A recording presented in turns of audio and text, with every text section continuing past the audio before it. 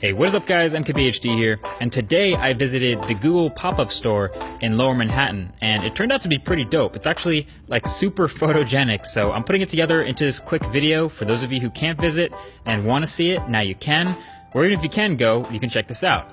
So they're not actually selling anything here. It's pretty much just for display and demo purposes. So they're calling it a pop-up shop, but I mean, it's a pretty elaborate pop-up shop if you ask me.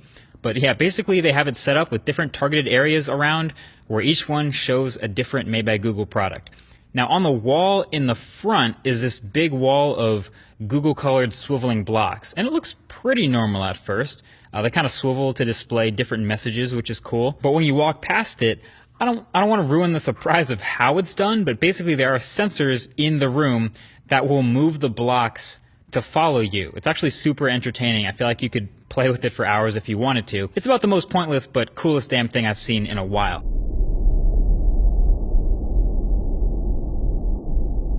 Okay, over here you can see a literal photosphere made of tablets to demonstrate Google Photos and searchability, which is low-key one of Google's best products right now.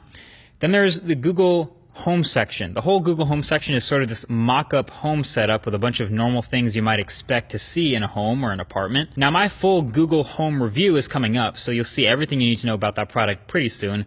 But yeah, they basically planted different prompts around and had an actual Google Home in there, so you can walk around the room and go through these prompts and have it answer you and perform these actions, which is pretty helpful.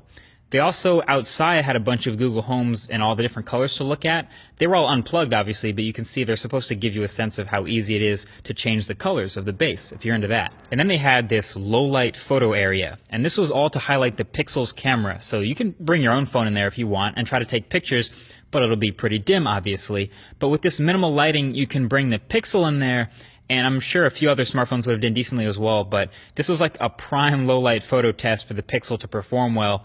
And it looks really good. It crushed it, so that was fun to play with. Now, outside of that was my personal favorite area, the VR section, to demo the Daydream View that just came out. So you can see the whole area is themed like the Daydream View home and all the graphics, and you can see. And you can basically just step right up, sit down on one of these swiveling rock stools, put on Daydream View headset, and grab the controller and go to town.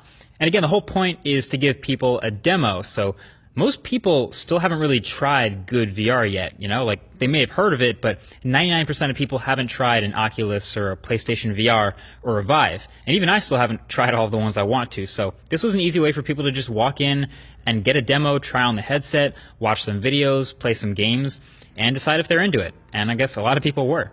So that was my favorite area, but probably if you ask what other people's favorite area is, it's just the Pixel demo area. It's a bunch of pixels sitting on a desk or on a table. You remember how I said this is a phone you actually have to use to understand how good it is? Well, I guess here you can pick up and use a Pixel or Pixel XL for yourself. It's obviously still attached to the security tether, but you can use Android 7.1, try the assistant in all its glory.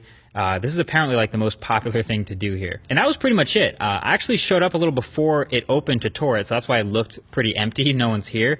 But right when they opened it, people opened the doors and were walking in and checking it out. If I'm reviewing this thing, I'm giving it like an A-. Like, I was really happy with how photogenic it is, obviously. This LED lit beam in the middle here, which doubles as a huge softbox, made the lighting kind of on point. I just kind of wish you could try the Pixels with less of a security tether. But hey, for a pop-up shop that's open for a couple weeks, this is sick. I say check it out if you can, like if you're on the area. Hopefully you enjoyed this quick video of all of it. Thanks for watching. Thanks for Google for having me over, and I'll talk to you guys in the next video. Peace.